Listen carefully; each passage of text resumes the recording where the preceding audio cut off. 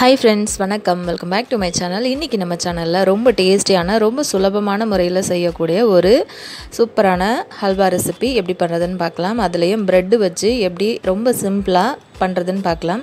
இந்த பிரெட் ஹல்வா பார்த்திங்க அப்படின்னா நிறைய கல்யாண வீடுகளில் ரொம்ப முக்கியமான ஒரு டிஷ்ஷாகவே இருக்குது. இப்போ வரைக்குமே நிறைய வெட்டிங்கில் நம்ம பார்க்க முடியும் பிரெட் ஹல்வா.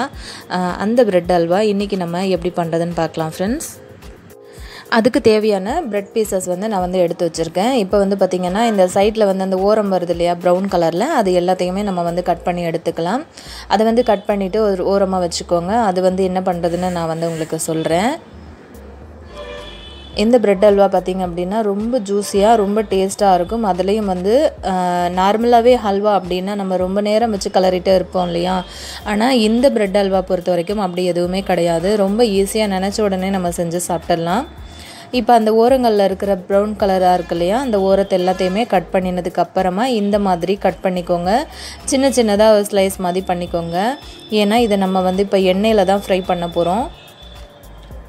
உங்களுக்கு எந்த அளவுக்கு ஹல்வா தேவையோ அந்த அளவுக்கு தகுந்த மாதிரி நீங்கள் பிரெட் பீசஸ் எடுத்துக்கோங்க. நான் இன்றைக்கி 8லேருந்து 9 பீசஸ் வரைக்கும் எடுத்திருக்கேன்.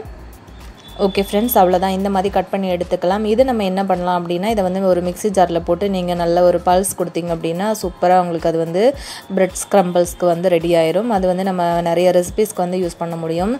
இப்போ ஒரு கடாயில் ஆயில் சேர்த்து ஆயில் சூடானதுக்கு பிறகு நம்ம கட் பண்ணி வச்சுருக்கிற இந்த பிரெட் பீசஸ் எல்லாத்தையுமே நம்ம உள்ளே சேர்த்துக்கலாம். ஃப்ளேம் ரொம்ப ஹையில் வச்சிடாதீங்க. நல்ல ஒரு மீடியம் ஃப்ளேமில் வச்சுட்டு இந்த மாதிரி அதை நல்லா கலரி கொடுத்துட்டே இருந்தீங்க அப்படின்னா நல்ல ஒரு ப்ரௌன் கலரில் வந்துடும்.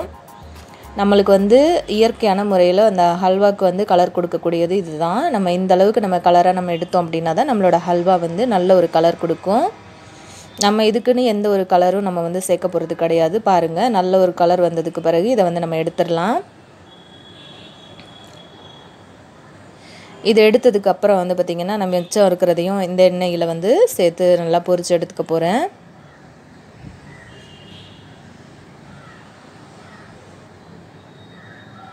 அதுக்கப்புறமா ஒரு பேன் வச்சுக்கோங்க. பேனில் பார்த்திங்கன்னா கொஞ்சமாக நெய் சேர்த்துக்கலாம். நான் 1 ஸ்பூன் அளவுக்கு நெய் சேர்த்துருக்கேன். நெய் உருகினதுக்கு பிறகு நம்ம முந்திரி திராட்சை ஃப்ரை பண்ணி எடுத்துக்க போகிறோம். இதை நம்ம லாஸ்ட்டாக கூட ஃப்ரை பண்ணிவிட்டு அப்படியே ஹல்வாவில் சேர்த்துக்கலாம். நான் இன்றைக்கி இப்போவே ஃப்ரை பண்ணிவிட்டு இதை தனியாக எடுத்து வச்சுக்க போகிறேன். திராட்சைலாம் பார்த்திங்கன்னா குண்டு குண்டு பலூன் மாதிரி வந்த உடனே நீங்கள் அதை எடுத்து வச்சுருங்க. இப்போ சுகர் சிரப் பண்ணுறதுக்கு 1 கப் அளவுக்கு சுகர் சேர்த்துருக்கேன். கூடவே ஒரு 1/2 கப் அளவுக்கு நான் தண்ணி சேர்த்துருக்கேன். இது என்ன பவுடர் அப்படின்னு பார்த்தீங்கன்னா ஏலக்காய் சர்க்கரை சேர்த்து நான் பொடிச்சு வச்சுருக்கிறேன். அதுதான் ஒரு 1/2 ஸ்பூன் அளவுக்கு சேர்த்துருக்கேன் வாசனைக்காக. இப்போ இந்த சுகர் சிரப்பு லேசாக கொதிக்க ஆரம்பித்த உடனே நம்ம ரெடி பண்ணி வச்சுருக்கிற, அதாவது ஃப்ரை பண்ணி வச்சுருக்கிற பிரெட் பீசஸை உள்ளே சேர்த்துக்கலாம். சேர்த்துட்டு நல்லா சிம்மில் வச்சுருங்க. இது நல்லா அந்த சுகர் சிரப்பு நல்லா அந்த பிரெட் பீசஸ் சுகர் சிரப்பை நல்லா அப்சர்வ் பண்ணி நல்லா அது கிறிஸ்பியாக இருக்கிறது எல்லாமே நல்லா அது உதிர்ந்து நல்லா கரைஞ்சி வரணும். இப்போது ஒரு பிஞ்ச் அளவுக்கு தான் நான் சால்ட்டு சேர்த்துருக்கேன். இப்போ நல்லா அந்த பிரெட் பீசஸ் எல்லாமே அந்த சுகர் சிரப்பில் நல்லா ஊறி இருக்குது. இப்போ ஒரு 1/4 கப் அளவுக்கு நான் பால் சேர்த்துக்கிறேன். பால் ஆப்ஷனல் தான், வேணும் அப்படின்னா நீங்கள் சேர்த்துக்கலாம், இல்லைனா ஸ்கிப் பண்ணிக்கலாம். இப்போ பாருங்கள், நல்லா அந்த பிரெட் பீசஸ் எல்லாமே நல்லா உடஞ்சி நல்லா ஹல்வாவோட பதத்துக்கு வந்திருக்கு. 1 ஸ்பூன் அளவுக்கு நான் நெய் சேர்த்துருக்கேன். சேர்த்துட்டு நல்லா அந்த மாதிரி கலரி கொடுங்க. அடுப்பு நல்லா சிம்மில் வச்சுக்கோங்க.